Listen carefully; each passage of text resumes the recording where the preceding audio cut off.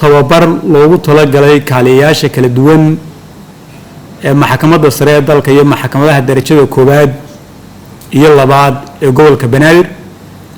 kaaliyayaashaas oo ka kooban 40 kaaliye halkan lagu tababari doono muddo 20 maalmood sida la sheegay kaaliyayaashu waxay qayb aad iyo aad u muhiim ka yihiin garsoorka cadaaladda maxkamadaha maxkamad marka laga hadlayo saddex qof ayaa tiir dhaxaad ama udub dhaxaad ah waa garsoore kaaliye iyo gaarsiye saddexdaasi qof midna midka kale kama muhiimad yara muhiimadda uu garsooruhu u leeyahay maxkamadda muhiimadda uu leeyahay cadaaladda muhiimadda uu leeyahay adeeg bixinta mid lamida ama mararka qaar kaba sii muhiimsan ayuu kaaliyuhuna u leeyahay maxkamadda waa bridge-ka ama salaanka u dhaxeeya garsooraha iyo qofka ama dhinacyada loo adeegayo waa qofka xiriiriya maxkamadda iyo bulshada waa meesha laga dheehan karo sawirka ay maxkamaddu leedahay waa meesha wanaageeda iyo xumaanteedu intaba uu ka soo bixi karo haddii markaa kaaliyuhu uu yahay qof hufan qof xirfad leh qof alla ka cabsi leh qof shaqadiisa yaqaana qof waajibkiisa sidiisa u guta waxaa hubaal ah maxkamaddaasi sawirka laga qaadanayo kalsoonida bulshada ku qabayso adeega ay qabanayso xukunada soo baxaya intuba inay noqonayaan kuwo waxtar ummadda u leh marka kaaliyuhu muhiimadda intaa leeg ayuu u leeyahay maxkamadda taas annagoo maanka ku hayna oo muhiimadda aad leedihiin yaqiinsan ayaa waxaa lagama maarmaan noqotay si sifooyinka aad u yeelataan in laydinku kaalmeeyo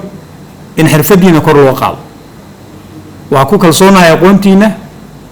runtiina waa idinku bogaadinaynaa muddadii aad joogteen isbeddelka aad muujiseen waxaanu aaminsanahay inay taas ibafur u ahayd xanaankii hufnaa aad ku timaadeen markaas si taas loo sii xoojiyo adeega bulshada loo qabanayo loo sii qurxiyo laydinku fududeeyo waajibaadka gudashadiisa ayaa waxaa loo hindisay oo loo qorsheeyey qabashada tababarkan aynu maanta halkan u wada joogno idinkana markaas waxaa laydinka rabaa sida la sheegay tababarkaas oo uu garsoorku bixinayo maxadka tababarka garsoorka iyo maxkamadda sare dadka tababarka bixinaya inay yihiin tababarayaashii loo tababaray inay macallimiin ka noqdaan maxadka tababarka garsoorka oo runtiisaynu marar badan sheegnay in garsoorku u socdo isku filaansho inuu tababaradiisa iyo hawshiisa iyo waxbarashadiisa isagu uu ku filaado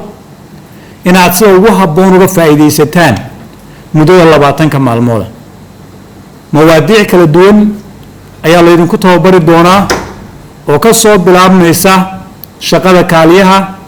galfurista maxdar qoridda qawaaniinta habqoraalka af Soomaaliga ee ilaalinta iyo kaydinta faylalka iyo shuruucda kale ee dalka ee muhiimka waa shaqadiina iyo xilgudashadiina muddada markaa uu tababarkaasi socdo waxaa laydinka rabaa dhowr arrimood arrinta koowaad waxa weeye horta marka hore maskaxdaada iyo qalbigaaga oo aan qaybsanayn inaad ku tala gasho 20 maalmood inaad sida ugu fiican uga faa'iidaysato oo aad yacni u soo diyaar garowdo mar labaad waxaa lagaa rabaa inaad ilaaliso waqtiga tababarka waa dareemi karaynaa gelinka hore waxaad soo qabanaysaa shaqadii gelinkii dambena waxaa loogu talagalay inaad tababarkii qaadato markaas si diyaargarowga aan sheegay lagaaga arko waxaa lagaa rabaa waqtiga inaad u dhowrto sida loogu talagalay secondku inuu micno ku yeesho daqiiqadu inay micno ku yeelato saacaddu inay micno kasii weyn ay ku yeelato waxaa lagaa rabaa casharada lagu diro iyo waxa halkan lagaaga diro inaad sida ugu habboon u soo qabato waxaa lagaa doonayaa tababarku maaha cashar uu macallinkoo keliya tiiyo afka kuu gelinayo laakiin waxa weeye mid la rabo inay noqoto mid laga wada qayb qaato oo aad qayb ka noqoto waxaa lagaa rabaa markaas sida ugu fiican ugu firfircoon inaad uga qayb qaadato casharada halkan laga bixinayo waayo waxaa ugu dambayn jiri doonaa qiimayn lagugu qiimaynayo shaqadaadu halkii ay taagnayd iyo waxa isbedelay waxaa laydinla wadaagi doonaa maxdara aad qorteen si bal aad uga soo saartaan qaladaadka ku jira waxaa laydin diri doonaa kuwo kaloo aad qortaan waxaa la isbarbar dhigi doonaa markaas labadaa isbedelka dhacay tababarka markii aad qaadateen qiimeyn imtixaanina waad jiri doontaa tababarku markuu dhammaadana shaqada waa laydinku sii qiimeyn doonaa maxaa iska bedelay shaqadii aad qaban jirteen iyo qaabkaad u qaban jirteen iyo hadda markii aad tababarka qaadateen sida aad u qabanaysaan tababarku marka uu dhammaado markaas waxaa iyadana laydinka rabaa xirfadii iyo aqoontii iyo waayo aragnimadii aad halkan ka hesheen ay tababarayaashu idin bareen ee dhexdiina aad ka hesheen inaad ku dabaqdaan shaqadii waayo ujeedka loo socdaa waxa weeye macnaheedu ma aha in la yidhaahdo inaad tababar qaadataan laakiin waxa weeye tababarka aad qaadateen inuu wax ka bedelo habdhaqankiinii iyo habkii shaqada aad u qabanayseen intaba inuu yacni sii wanaajiyo oo kor u sii qaado tababaraduna insha allahu tacaala mar kastoo la awoodo waxaa laga shaqayn doonaa tababaro joogtaa in laydin siiyo tababarkaa markaad qaadataan markaa waxaa kaloo laydinka rabaa inaydaan ku koobnaan tababarka laydin siiyey qofku aqoontiisa si shaksiga inuu soo dhiso siduu guddoomiyaha maxkamadda rafcaanka gobolka banaadir sheegay ma aha inaad ku qanacdo inaad kaaliye ahaato laakiin waa inaad ka shaqayso inaad garsoore iyo xeraaliye aada noqon karta berri haddii aanad haysan shahaado jaamacadeed oo sharci waxaa lagaa rabaa intaad shaqada haysato gelinka dambena inaad barato marka nafiyiina dhisa xirfadiina xoojiya shaqadaad haysana wanaajiya waayo adduunyada iyo aakhiraba waa laydinkula xisaabtamaya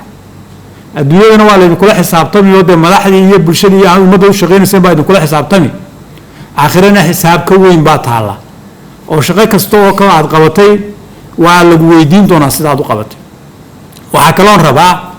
maadaamu aad tihiin albaabkii maxkamadaha laga soo gelayay